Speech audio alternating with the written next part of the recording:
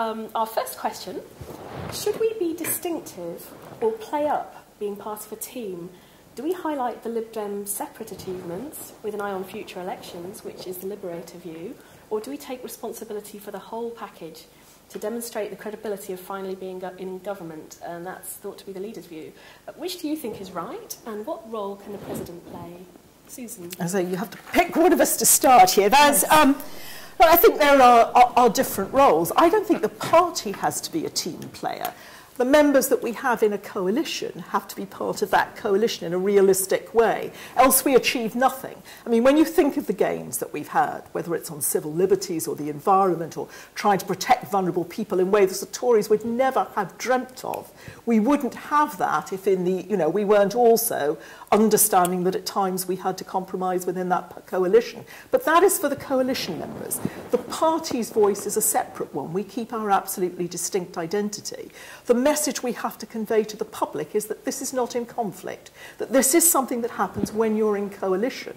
And it's really important, therefore, that we are seen to be unified, all of us to be dedicated to being Liberal Democrats, and we don't have any kind of infighting between us. That, I think, is not the way the party functions. That the party to date has held strongly together, and I think that that is crucially important. Now, you had a second part to the question, and I think I may have lost that bit. What distinctive role can the President play in that, in balancing the two approaches?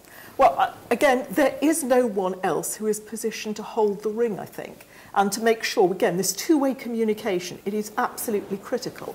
I mean, I think it's fair enough to say that we had very good communication up to the general election, and then the period afterward when the coalition was being negotiated, people felt there was listening going on. There was communication. The party was part of this. It might not have been sitting round the table, but it was there in many ways. And it was a common party decision. And we had a conference right afterwards where people came and were very much made to understand that this was a sort of collective decision amongst us, if you like, with our members of Parliament acting for us in a sense as voices. But since then, that in a way has broken down. Well, it's fairly inevitable, I suppose, because you've got people working 28 hours a day. So we've had the cut in staff that have come from losing what was called short money that we got because we were in opposition. And that has created a real void. We can't let that happen. With elections coming up in 7 months' time, we can't sit back and very gradually rebuild this. We're going to have to move very, very fast to re-establish, I think, that two-way communication. But to come back to the underlying question that you had, I think, that we are not in a team with the Conservative Party. That our members in Westminster Parliament are part of a coalition with the Conservative Party, but we remain distinct and independent, and we should always be driven by our grassroots. That's the strength of the Liberal Democrats. Thank you, Susan. And Tim, what's your version? I think I don't think anybody here, I don't suppose any of you have ever compromised with anybody you agree with. You don't compromise with people you agree with, do you? You compromise with people you disagree with.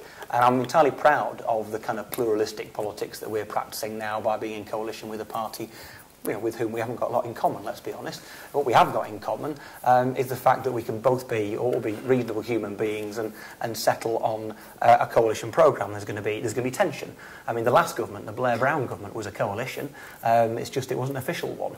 And those disputes and debates took place behind closed doors. These are done in a polite way up front on College Green and in the House of Commons, and that's good, really good. I think there's no conflict whatsoever. It's right that Nick Clegg and indeed the rest of our ministerial team should be bound by collective responsibility while selling their own achievements. And I think the job of the President, or part of the job of the President, and certainly would be if I was in the role, is to go out there and distill, really, extract from our ministers the things they have achieved. I mean, every year in South Lakeland, my local council, I get alongside our councillors up for re-election and I drag out of them what they've achieved over the last 4 years. And sometimes that's really hard, even though they're brilliant councillors. So they're absolutely outstanding. And it's still hard to get out of those people what it is they've actually achieved. What zebra crossing have you built, What youth club did you help set up? Those sorts of things. Well, we need to get a mindset amongst our ministers of the little things that they have achieved. And, I always use the example of Steve Webb tripling discretionary housing benefit. Who knows that? Well, I do, and you should. And it's important that we pull out of our ministers the things we have done. We trumpet our achievements. We actually trumpet the things that we've stopped the Tories doing. And if you look at the changes that we've made to the tax system, how much fairer things are within schools, the pupil premium, this is a much more progressive government than we could ever have hoped for under such a situation of austerity. We need to claim credit for it and do it in a way which is, consistent with being a team player. And that would be my commitment and my aim as President. Thanks, Tim and Susan. The next question, is there anything else you'd like to say to each other on that subject? No, I just thought we actually had quite a good example, because a lot of members will have received an email letter from Ros Scott, the current President, on Trident, which will have read slightly differently from a statement on Trident that you might expect from one of our members in the coalition, but is exactly right on the facts. That's from a Liberal Democrat perspective. That's a project which we thought that on the whole, we shouldn't have a like-for-like replacement with Trident. In effect, that is not a closed position, because final decisions will be made after the end of this Parliament. And so there's a Liberal Democrat perspective on that, which may not be fully expressed when you hear members of the coalition speaking. I think that's an important role. Yeah, Trident's a good example.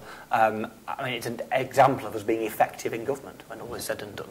And the reality is that if you're in the House of Commons, if you are Nick Clegg, or if you're Vince Cable, or if you're Danny Alexander, your ability to basically crow having got one over on the Tories is somewhat limited, and quite right too. That is not a limitation that applies to me.